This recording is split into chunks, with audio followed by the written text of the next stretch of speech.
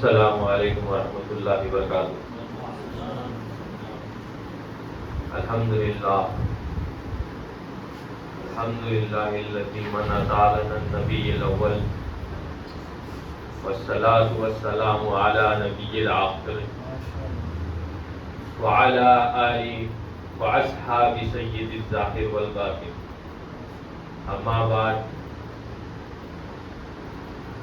اعوذ باللہ السمیع العلیم من الشیطان الرجیم، بسم اللہ الرحمن الرحیم۔ وقال اللہ تبارک وتعالی فی القرآن المجید انا اعطیناک الکوثر، صدق اللہ العظیم۔ وقال رسول اللہ صلی اللہ علیہ وسلم اول ما خلق اللہ نور نبیک من نوری، صدق رسول اللہ صلی اللہ علیہ وسلم۔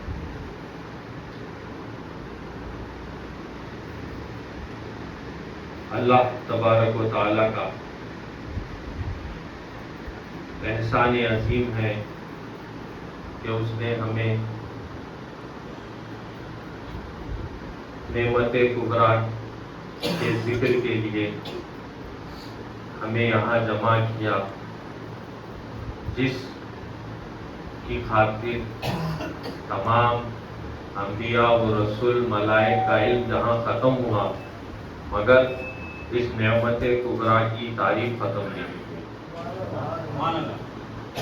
چنانچہ ہر نبی و رسول اپنی امت میں اپنے معجزات کے ذریعے پہچانے گئے۔ معجزہ اس دلیل کو کہتے ہیں جس سے انبیاء علیہ السلام اپنی امت کو بتا کر اپنی نبوت کا اثبات کرتے ہیں۔ یعنی جہاں انسان کی عقل و فہم اور تمام وسائل جہاں ختم ہو جاتے ہیں، یعنی انسان جہاں جس کو کرنے سے عاجز ہوتا ہے، اس کو معجزہ کہا گیا ہے۔ ہمارے نبی کے معجزات اول وقت سے ہیں، جیسا کہ میں نے آپ کے سامنے حدیث شریف تلاوت کی، جس میں سرکار دو عالم صلی اللہ علیہ وسلم ارشاد کرتے ہیں، ارشاد فرماتے ہیں اول ما خلق اللہ نور نبیک من نوری، بے شک اللہ تعالیٰ نے سب سے پہلے تمہارے نبی کے نور کو بنایا اپنے نور سے۔ جیسا کہ ہمیں پتا ہے کہ آدم علیہ السلام کی توبہ ہمارے نبی صلی اللہ علیہ وسلم کے وسیلے سے قبول ہوئی، اور آدم ثانی نوح علیہ السلام کی کشتی بحفاظت جودی پہاڑ پر جا ٹھہری، اور ابراہیم علیہ السلام کا نار نمرود سے باحیات نکل کر واپس آنا، یہ معجزات سرکار دو عالم صلی اللہ علیہ وسلم سے آنے سے بہت پہلے کے ہیں۔ یہ واقعات، یہ عظیم واقعات اس وجہ سے پیش آئے کہ اس میں سرکار دو عالم صلی اللہ علیہ وسلم کا نور مبارک موجود تھا۔ محترم بزرگوں اور دوستوں، جب یہ نور محمدی صلی اللہ علیہ وسلم بی بی آمنہ رضی اللہ تعالی عنہا کے بطن مبارک میں آیا، تو آپ فرماتی ہیں کہ میں جب تھوکتی ہوں تو اس میں سے خوشبو آتی ہے، میں جب کعبے کے پاس سے گزرتی ہوں تو وہ مجھے سلام کرتا ہے اور کہتا ہے کہ مبارک ہو، ابھی کچھ ہی دن باقی ہے۔ آپ فرماتی ہیں کہ میرے جسم سے ہر آن خوشبو آتی ہے۔ جب حضرت آمنہ رضی اللہ تعالی عنہا اپنے سسر حضرت عبد المطلب رضی اللہ تعالی عنہ سے فرماتی ہیں کہ میں جب کسی کانٹے یا پتھر پر اپنا پیر رکھتی ہوں تو وہ مجھے زخمی نہیں کرتا، یعنی وہ روئی کے مانند ہو جاتا ہے۔ آپ فرماتی ہیں کہ میں جب کنویں کے پاس جاتی ہوں تو دوسرے جب قبیلے کے لوگ پانی جب کنویں میں سے لیتے ہیں تو پانی نیچے ہوتا ہے، جب میں کنویں کے پاس جاتی ہوں تو لبالب بھر جاتا ہے۔ آپ فرماتی ہیں کہ جب میں نے یہ واقعات اپنے سہیلیوں کو بتائے تو انہوں نے مجھے ایک پٹا دیا اپنے گلے میں باندھنے کے لیے۔ مگر کل ایک عجیب واقعہ میرے ساتھ پیش آیا کہ جب میں کل رات میں اپنے گھر پر موجود تھی تو مجھے ایک مبارک شخصیت کا دیدار ہوا۔ آپ کی داڑھی مبارکہ بہت سفید تھی، آپ کا قد بہت لمبا تھا، آپ کا چمکیلا لباس تھا، اور آپ کا گھر میں آنے سے گھر پورا مبارک ہو گیا تھا۔ آپ نے ایک اشارے سے وہ پٹے کو دو ٹکڑے کر دیے جس کو میں نے اپنے گلے میں باندھا تھا۔ میں نے جب ان سے پوچھا کہ آپ کون ہیں تو آپ فرمانے لگے کہ میں ابراہیم علیہ السلام ہوں۔ محترم بزرگوں اور دوستو، یہ واقعات، یہ معجزات سرکار دو عالم صلی اللہ علیہ وسلم سے ظہور میں آنے سے پہلے کے۔ جب سرکار دو عالم صلی اللہ علیہ وسلم کا بعثت مبارک ہوا، جب آپ اس دنیا میں ظہور کیے تو بی بی آمنہ رضی اللہ تعالی عنہا عبد المطلب رضی اللہ تعالی عنہ سے فرماتی ہیں کہ جب نور مبارک دنیا میں ظہور ہوا کہ نور کا بادل اس طرح سایہ فکن ہو گیا تھا کہ میں نے بیٹھے بیٹھے ملک شام کے محلات کو ملک شام کے محلات کو دیکھ لیے۔ محترم بزرگوں اور دوستو، یہ معجزات سرکار کے دنیا میں آنے کے بعد کا ہے۔ جب سرکار دو عالم صلی اللہ علیہ وسلم دائی حلیمہ رضی اللہ تعالی عنہا کے پاس گئے، تشریف لے گئے، یہ واقعہ حق بڑا مشہور ہے کہ ان کی اونٹنی ضعیف تھی اور بہت کمزور تھی اور ہلکے سے چلا کرتی تھی۔ جیسا کہ سرکار دو عالم صلی اللہ علیہ وسلم کا لمس مبارک اس اونٹنی کو ہوا تو اس کی ضعفیت چلے گئی اور اس کے اندر توانائی آ گئی اور اس کی رفتار بڑھ گئی۔ محترم بزرگوں اور دوستو، یہ معجزات دائی حلیمہ رضی اللہ تعالی عنہا کے پاس جانے کے بعد کے ہیں، اور سرکار دو عالم صلی اللہ علیہ وسلم جب چھوٹے ہوئے، کچھ بڑے ہوئے، تو مکے کی دوبارہ سے تعمیر ہوئی۔ تمام قبیلے والوں میں یہ تنازع چھڑ گیا کہ حجر اسود کو نصب میں کروں گا۔ تمام سرداران اٹھ کے شدت تنازع پیدا ہو گیا کہ حجر اسود نصب میں کروں گا۔ شدید تنازع کے بعد یہ طے پایا کہ کل جو صبح حرم میں پہلے داخل ہوگا وہ حجر اسود کعبے میں نصب کرے گا۔ دوسرے دن سرکار دو عالم صلی اللہ علیہ وسلم سب سے پہلے مسجد حرم میں داخل ہوئے۔ جیسا طے پایا گیا تھا کہ جو سب سے پہلے داخل ہوگا وہ حجر اسود نصب کرے گا، تو سرکار دو عالم صلی اللہ علیہ وسلم نے شدت تنازع کو ختم کرنے کے لیے ایک چادر منگوائی، اس میں حجر اسود رکھا اور ایک ایک سرا تمام سرداران کے ہاتھ میں دے دیا۔ وہ سردار اس حجر اسود کو چادر کے ذریعے کعبہ شریف کے پاس لے گئے۔ سرکار دو عالم صلی اللہ علیہ وسلم نے اپنے ہاتھ سے کعبہ شریف میں نصب کیا۔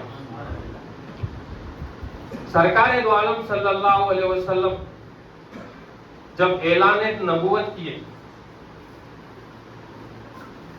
ایک جنگ میں ایک صحابی رسول کی تلوار ٹوٹ گئی۔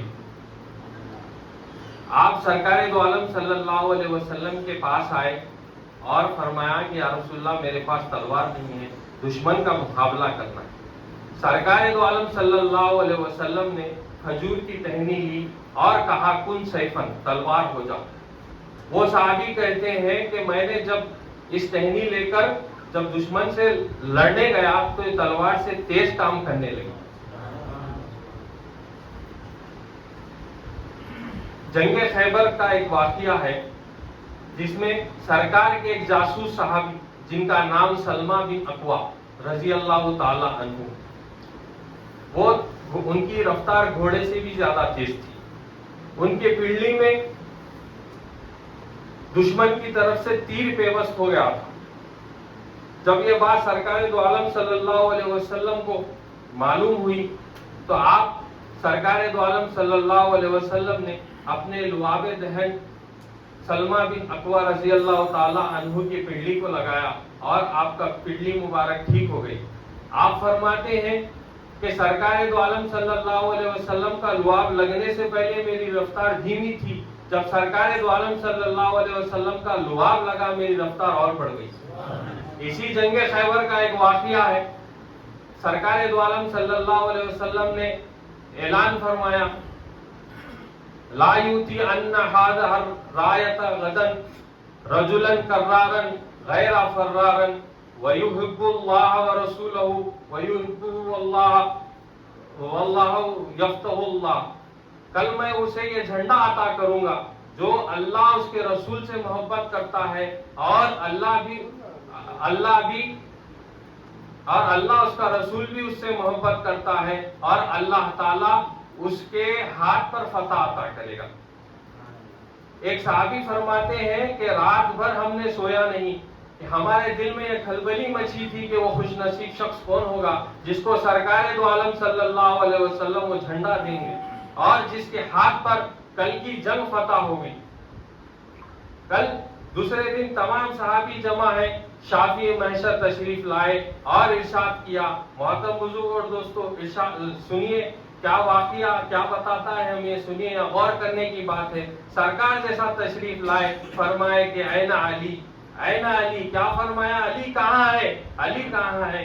سلمہ بن اکوا رضی اللہ تعالی عنہ ارشاد کرتے ہیں یا رسول اللہ، حضرت علی کو آشوب چشم ہوا ہے اور وہ بخار سے بیمار پڑے ہوئے ہیں. تو آپ فرمائے کہ جاؤ حضرت علی کو بلا لاؤ.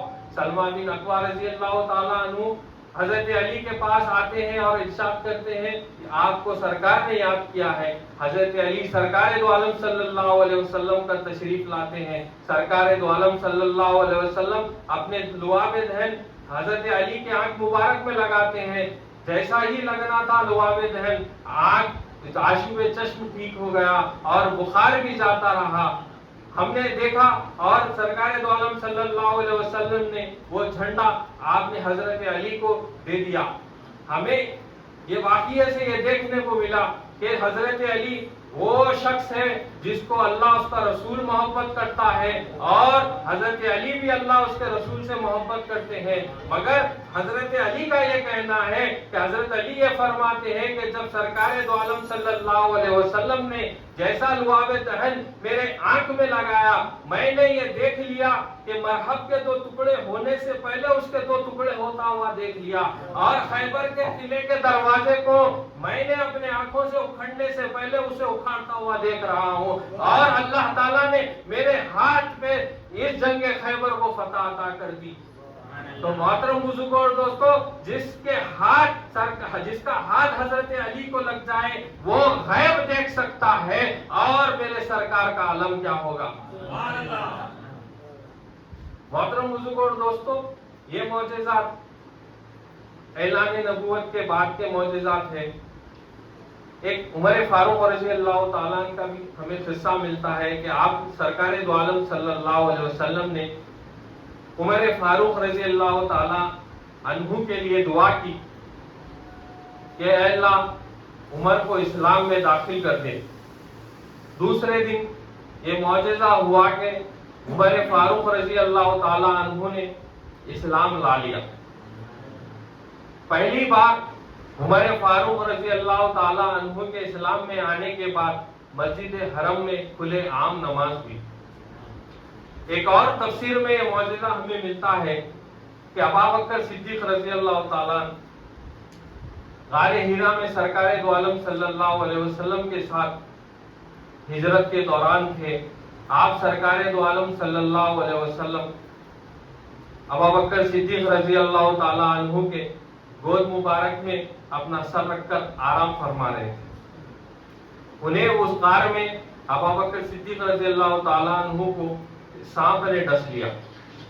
جب شدید درد محسوس ہوا تو آپ کے آنکھ سے آنسو جاری ہو گئے اور سرکار دو عالم صلی اللہ علیہ وسلم کے چہرے انور پہ گرے.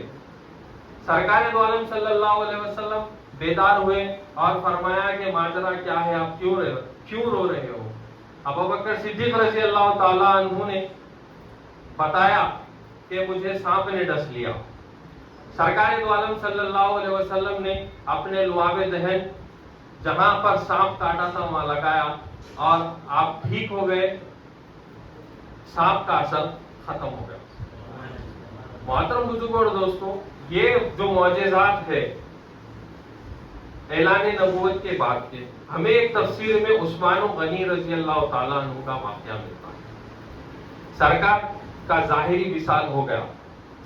سرکار دو عالم صلی اللہ علیہ وسلم کے ظاہری وصال کے بعد جب عثمان غنی رضی اللہ تعالیٰ عنہ خلیفہ بنے, جب آپ کو بلوایوں نے گھیر لیا, 40 دن آپ پر پانی بند کر دیا.